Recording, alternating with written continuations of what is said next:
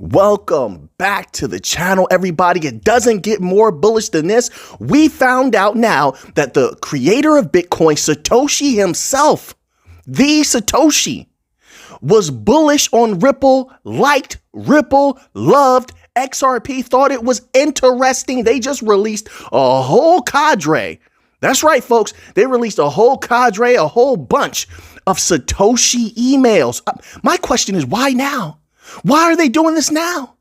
What are they trying to tell the people?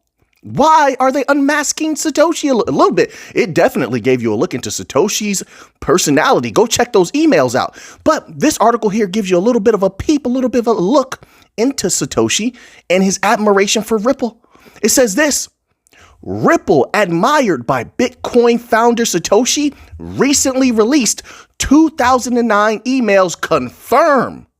Let's scroll down here. Things are getting nuts, but it doesn't get more bullish than this for XRP. It tells you XRP is a chosen one. It tells you it's one of the best. If the Bitcoin creator, the one who started all of this stuff, is admiring your project, you know you're up there. You're in there. But let's go. Let's read it. It says an email exchange dating back to 2009 with Bitcoin founder Satoshi Nakamoto has proved his commendation and praise for the Ripple project. It says Martin, they're going to give you names so you can look this up. It says Marty Malmi, a Bitcoin developer between 2009 and 2011, recently published personal communications with the Bitcoin founder back in 2009, containing words of commendation from Satoshi to Ripple. Ripple, they always knew. Everybody knows Ripple was going to change the game. They have been changing the game, but let's keep going. It says, in the email correspondence, the Bitcoin developer discussed various aspects of Bitcoin with Satoshi Nakamoto. How many people knew about this? Do you think a lot of people knew about this? And maybe that's one of the reasons. Maybe, I don't know how many people were aware of this, right? Maybe that's why so many Bitcoin people are now bullish on XRP. See, something like this changes minds. Something like this changes energies. It's powerful when the creator of something that's praised praises something else. It can have a major influence. This could be a game changer for a lot of different minds. But let's keep going. In the email correspondence, the Bitcoin developer discussed various aspects of Bitcoin with Satoshi Nakamoto. The developer inquired about inflation, the inflation schedule, a total number of coins, denominations, and the possibility of fractional Bitcoins. Satoshi Nakamoto responded by explaining the scalability of Bitcoin, its potential to handle a large number of transactions. Don't worry, they're getting to the Ripple part, but we got to go through this first. It says number of transactions and the absence of the necessity for fees in the near future. While discussing these technical aspects, the Bitcoin developer brought Ripple into the conversation. It says having recognized the project as a similar revolutionary idea. Specifically, Malmi stated he would love to hear Satoshi's thoughts on Ripple. It says, which is XRP. On this basis, Satoshi Nakamoto expressed admiration for Ripple, describing it as an, quote, interesting, unquote, project. No negativity whatsoever. Interesting project. Says, moreover, he remarked, there's more. He remarked that Ripple is, quote, the only other system, nothing else, the only other system that does something with trust besides concentrating it on a central server. If that's not strong words, if that's not strong praise, I don't know what is. If that's not bullish, I don't know what is. XRP's time is coming. Just my humble opinion. It's not financial advice. You do what you want to do. I'm just giving my opinion. Says another individual, Martine van Steenbergen, inquired about Satoshi's familiarity with the Ripple project. Satoshi responded by noting that in terms of trust systems, Ripple stands out for its unique approach of dispersing trust rather than centralizing it. Once again, more positive words. In his words, here's the quote, as trust systems go, Ripple is unique in spreading trust around rather than concentrating it, unquote. Once again, so he reiterates that. So listen, there's a lot in these emails that they release. Everybody's writing articles about it here all over the place. And there's a lot of different stuff here. let's move on here. We're going to move on here to a little bit of Stellar news, but I think that's a good way to kick it off. That's some bullish XRP news right there. My humble opinion. So now, a little bit of Stellar news, which, by the way, if you like this content, please smash that like button. And if you haven't already, please subscribe. So you have this post here. You do a little Google search, you'll find this, right? This post here on Blockdaemon about Stellar. So Stellar and Blockdaemon are working together, apparently. And they have a blog post. I love these blog posts. It keeps you very well informed. This blog post from Blockdaemon goes as such. It says, announcing support for Soroban.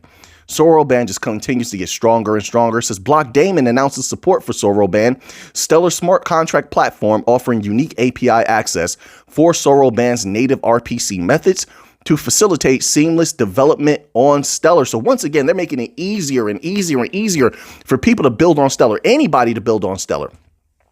Listen, I'm hoping that we get some United States clarity in the next year or two. Who knows if that's going to happen, though? But I firmly believe that if we do get clarity at some point for crypto overall, Stellar will run wild because it's just so easy and so cheap to build on Stellar. Some stuff you can even do for free. Like, I think they have an offering here where you can use some Blockdaemon services in correlation with Stellar for free. So I just don't see why Stellar wouldn't be able to run wild. Now with smart contracts, you know, if they play their cards right, they can make, I'm not talking price wise, I'm just talking about sheer domination. They can make a Solana-like run. You know, Solana, well, I love Solana as well. Let me just make that clear. I'm making some money off Solana as well. Let me put that on the table.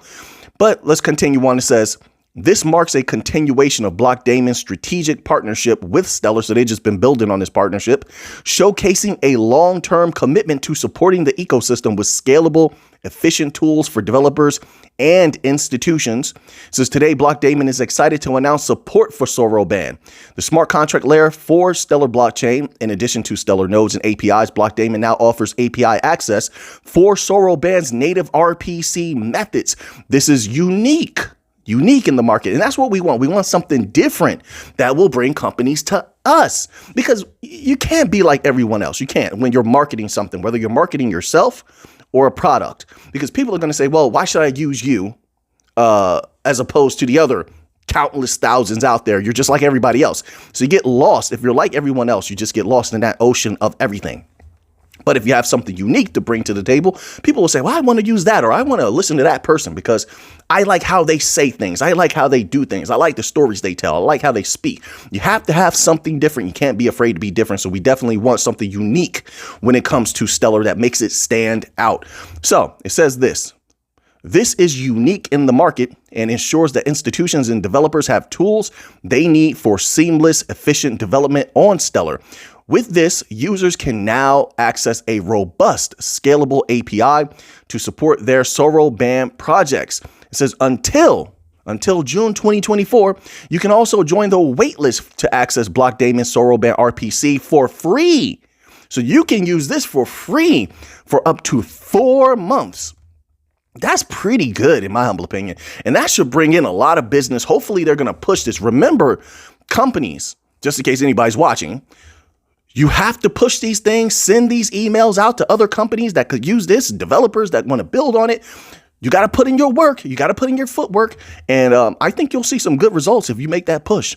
It says to apply, check out the application page. We know all about that. It says Blockdaemon and Stellar's long-term strategic partnership.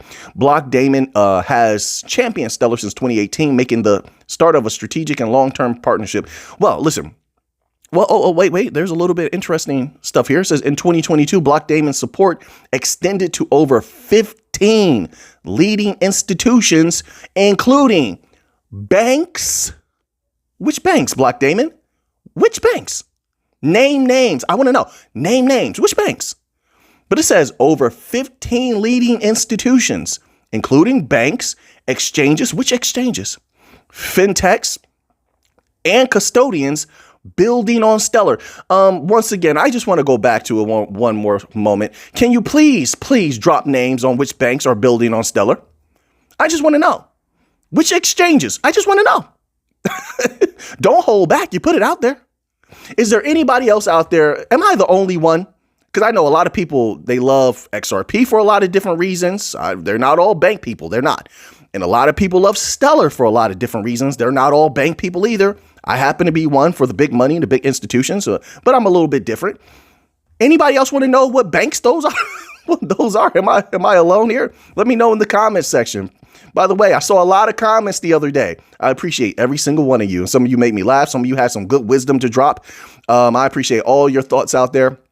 And of course, you got a lot of people that are contrarians. They're going to go against, they're going to put out their thoughts that go 100% against everything I said in the video, everything I read. I appreciate that as well. Listen, I want people to think differently. I don't want everybody to think the same. Then the world will be a very boring place, 100%.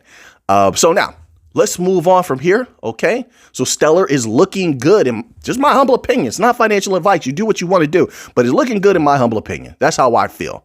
So now let's move on here. We got some Chainlink bullish, super bullish news on Chainlink, of course. Bring me that money, Chainlink, please.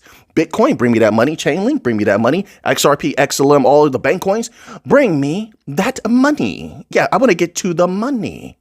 So this article is titled, Analyst Forecast $40 Target for Chainlink. We know Chainlink has been doing their job.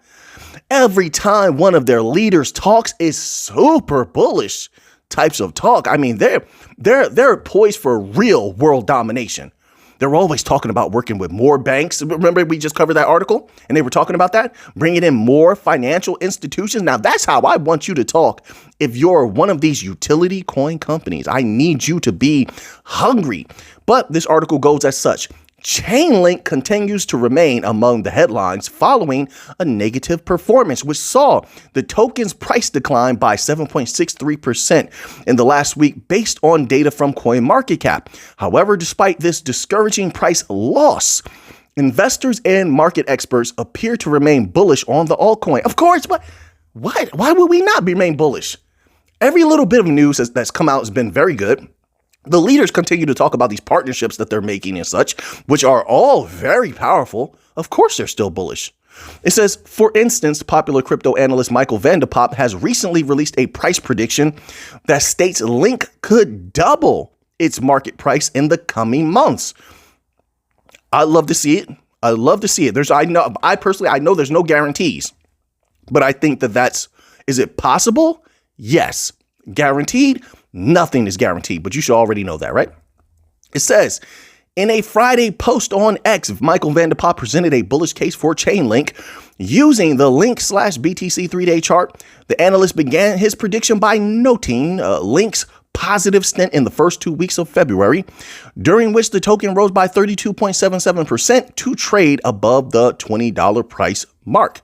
You know, Chainlink is one of those things where it's strange for me where I keep up with the news on it, but I don't always look at the price. Is anybody else do that? You just keep up with the news, but you don't look at the price. It's just something I just happen to do. Like there's some things I just don't worry about the price with. I'm letting them do what they do. And I feel like once I see the right news, then I go check the price. Go check the price to see what it's doing. I feel like the news is a catalyst that could set the people off. Sometimes it could kick in some FOMO. Then I go check, But other than that, it's one of those things I just leave alone for a little while. But this is what his tweet actually says. It says Chainlink had another leg upwards in their BTC pair towards the crucial resistance, failed to break out, is looking for a higher low and support, and then a reversal towards the 4,500 sats again, or 4,500 sats. I don't know how you read that. It says, I think, or how you want to say that, I think Link is likely to run to $30 to $40 in the coming months. I'll take it. Mr. Vanderpop. It says, however, despite this impressive price gain, the prominent altcoin failed to breach a crucial resistance zone at 0.00480 BTC. I'm not worried about it at all. Let's see what Chainlink does into the future. Let's move on to another article here. You know what? Before we get to the next little bit we have a lot of crypto news actually today. It's just a matter of me choosing which articles I want to pick from. But before we do that, do something a little bit fun, because I see people posting these kind of things. Last time we did the horror one, and some people let me know. A lot of people pick Freddy Krueger. They were telling me, I saw more than one Freddy. All right. So we did this. We did one of these before. We're going to do another one right now because I got to put my thoughts out there. There's no way I'm going to let this ride. Too many people are I believe, personally, you could disagree, are overrating some of these new heroes. I read the comic books a while ago. My brother keep me in on, I know, your brother always tell you, my brother stays on top of stuff. What do you want me to say? He stays on top of stuff. He comes to me, he's like, Mick, what about this? And he came to me with this comic book, The Boys. And then I read The Boys, which was insane, right? I read the comic book or whatever you want to call it. It was a graphic novel. I don't know what they call it, but I read the first one. So I'm familiar with the characters. I read a lot online. Homelander. So this online post that's been going around says this. It says, I'm paraphrasing because I can't say certain bad words on YouTube. Homelander is coming to put you 6 feet deep. You can choose. Of course, they give you money like $1,000 to choose one of these. We're not going to even take the money into account, right? It's fictional anyway. It doesn't matter. I'm going to rephrase it. You can only pick one of these heroes to protect you. Remember, from this allotment. So of those heroes you can choose, you can only choose one to protect you from Homelander as he's coming to put you 6 feet deep. So they have the Hulk. That's a no-brainer. Batman, Green Lantern, Black Panther, Deadpool, Iron Man, Captain America, Wonder Woman, and Spider-Man. I'm just going to give you my top picks. Just listen, from reading comic books since I was yay high when my father first gave me my first comic books and some of his comic books when he was younger that his father gave to him. He let me read those. I'm like, he had like Conan #1. Conan #1. I don't even know if he knew that was probably worth a lot of money or not. I don't know, but I'm just giving you letting you know, I have history with comic books. First of all, off the bat, if I want to 100% easily survive, easily dog walk, I'm not even breaking a sweat. I'm drinking a lemonade underneath an umbrella on a beach. The first one I'm picking is the Hulk. Are you serious right now? Who's not picking the Hulk? Which, by the way, they gave you $1,000 to play with. And there's a reason that the Hulk by himself was $1,000. Like, give me any version of the Hulk. Any version of the Hulk is stopping Homelander. Tell me I'm wrong. Hulk is a Superman level threat and is powered by, I don't know if people know this, but Hulk actually is gaining his power from like a godlike figure that feeds his anger and power through the Hulk, through Bruce Banner. That's why he becomes the Hulk. It's not just the gamma rays. It's very interesting how that happens. Somebody could explain it better. But Hulk is #1. #2, and don't get this twisted, because I know they have a Wonder Woman-like character in The Boys. That is Queen Maeve, which I loved Queen Maeve, by the way. What a good character. But hey, you know that was a Wonder Woman ripoff. You do know that. Wonder Woman, what? Wonder Woman who could go toe-to-toe with Superman? Wonder Woman is #2. That I don't care what anyone says. It's Hulk. Then there's Wonder Woman. If you want to not even break a sweat, if you don't even want to worry about Homelander even coming for you, someone says Homelander's coming, and you just laugh because Wonder Woman is there and she's going to break him off something serious. I'm talking about she's putting a whooping on that man. Wonder Woman's #2. After that, I don't think you need anyone else.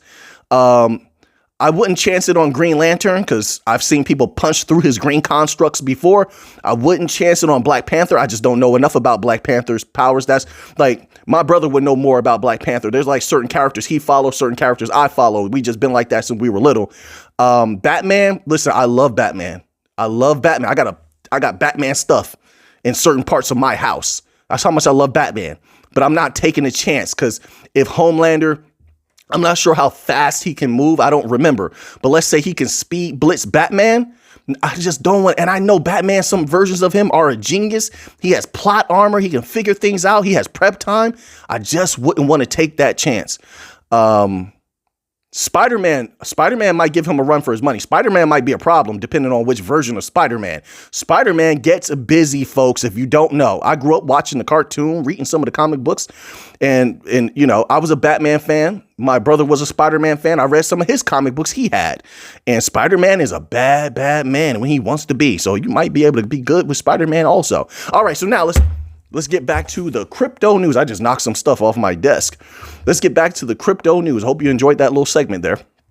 So now they're making it easier to do things with XRP. I love every second of it.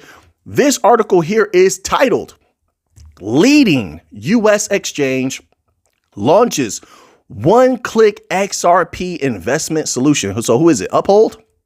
Yep, it's Uphold. I like Uphold. A lot of people, they don't really give Uphold props or respect, or I don't know why. I like Uphold, though. I've never had a problem with Uphold. But anyway, says Uphold, a leading American exchange, has introduced a new service designed for XRP enthusiasts, facilitating the creation of XRP portfolios with a single click for seamless investment. The US-based platform communicated the development via its official blog and X account. The newly launched one-click XRP investment solution is dubbed, quote, Uphold Baskets. I think they spelled that wrong a little bit, unquote. Oh yeah, I saw this. I didn't just think about XRP in particular because they had a bunch of baskets, which I like. I like that idea. I wish they had something like that out a long time ago on Uphold. It says, according to the notification, Uphold Baskets aims to simplify the complexities of creating a robust crypto portfolio. Uphold cited that traditionally crypto enthusiasts must navigate thousands of options. That's true. With the baskets, they simplified it. I saw a couple of baskets that they have, and it looked good. It looked solid. Nice and curated, powerful protocol, I have to say. And I can say that even knowing some of those things I don't hold, but I know just from being a researcher, a lot of that stuff that they have in there are very powerful protocol that they're basketing together. Just my humble opinion. So this is going to be very good for people who want to easily find powerful protocol to invest in. And maybe they don't have all the time throughout their day to look for stuff. Then they just go to Uphold Baskets and boom, you got some powerful stuff and you can just look into it from right there or invest in it from right there with one click. It says crypto enthusiasts must navigate thousands of options to craft a robust and diverse portfolio. In response to this challenge, the exchange introduced Uphold Baskets. All right, we'll leave off right there with that one. So now let's move on here. We're going to skip another XRP article. There's a lot of XRP news today, folks. We're going to skip one. This one here. So this article is titled Satoshi warned against labeling Bitcoin as an investment. And I've spoken about this a few times where Bitcoin seemed like it was supposed to just be money. People actually supposed to spend it, but that's not how people have been doing. Now, don't get me wrong. Some people do use Bitcoin to purchase certain things from time to time, but it's mostly people buy it and hold it. It's just now it's just an investment vehicle. It's not really seen as money, although people will say that. They're not really spending their Bitcoin. They just wanted to go up in price. But it seems Satoshi warned against that. It says new emails from Satoshi Nakamoto, not new, but they're newly unveiled, right? They've been unmasking Satoshi. I told you the veil is being lifted, folks. It says Satoshi Nakamoto showed that Bitcoin creator warned against pushing Bitcoin's anonymous angle. I don't know what they mean by anonymous angle. Maybe they mistyped that or is auto-corrected. New emails from the pseudonymous Bitcoin creator were made public on Friday. The new emails released by Marty Malmi not only add to known Bitcoin lore, but give readers more insight into the humble beginnings of Bitcoin and how Satoshi worked to launch the network. He also revealed some personality behind the creator. For example, in November 2009, Satoshi told Malmi, quote, "This is going to be fun," unquote. And that's another thing. Some things I feel, you let me know. How do you feel about this? Do you feel like they should be unmasking Satoshi like this, like exposing more of his personality, more of his thoughts? Or should some things be left to a mystery, left to have their mystique? I feel like that some things are not meant to be known. And then why now? Why release this now? Did anybody ask Malmi what's his reason for releasing this stuff now? Why not last year? Why not 2 years ago? Why now? I don't know. Let me know in the comment section what you think. I'd love to hear your thoughts. I really would. It says at one point, Satoshi even used the word darn. You see that? Quote, darn, unquote. That's a regional thing. I mean, listen, anybody around the world could say darn, but let's be real. Certain people in certain areas say darn. Then on top of that, he chose to say darn instead of using a profanity.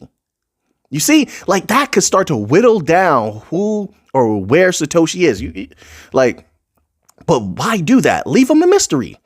It says, and referred to Bitcoin Talk forum member Zuni as a, quote, You know what? I don't even want to take a chance on YouTube saying certain things. I don't care. It might sound like that might sound PG or whatever. I don't play with YouTube. YouTube can be very strict. You can read that on your own. But why unveil that he said he called this person a certain thing? Why do that? How does that help his image, or how does that help Bitcoin? I don't know, folks. It's getting spooky around here. So in late 2009, after Malmi auto-generated a logo on cooltext.com, Satoshi shot it down as being, quote, too disco, web 1990s, unquote. So now we're starting to get an idea on Satoshi's age, right? Oh, he knows about disco. That's not a quote you make if you don't know disco and if you don't know the early 90s. So now you can start to whittle down about Satoshi is an older person for sure. For sure. So some of the communications stand out. I mean, a much older person, right? Well, I don't say much, but like just, you know what I mean? You start to get an idea. There's no reason for people to have that idea. Let Bitcoin be Bitcoin. Satoshi is a non-factor at this point. I would think so. I would think so. I could be wrong. Maybe there's something I'm not looking at. I'm not a know-it-all at all. Right. So it says some of the communications stand out, especially in today's environment. That's what I'm saying. It says, such as the fact that Satoshi didn't want to label Bitcoin as a, quote, investment. Here's another quote from him. It says, quote, I'm uncomfortable with explicitly saying consider it an investment, unquote. Satoshi said in June 2009, quote, that's a dangerous thing to say, and you should delete that bullet point. Whoa. It says it's okay if they come to that conclusion on their own, but we can't pitch it as that. Which is, I agree with that. Okay. In that same email, Satoshi floated the idea of calling Bitcoin a, quote, cryptocurrency, unquote. Quote, someone came up with the word cryptocurrency. Maybe it's a word we should use when describing Bitcoin. Do you like it, unquote, he asked. So there you have it, folks. A lot of mysteries. There's a lot more in these emails, but a lot of mysteries are being unveiled. A lot is being told right now. So now that you have that information, everybody, we had a lot more articles, but we're not going to be able to get through them today. This video will be much, much longer. I appreciate your time. I appreciate you watching. Thank you for being here. And now that you have that information, folks, what are you going to do with it? I know what I'm going to do with it. So until next time, everybody, let's get to the money.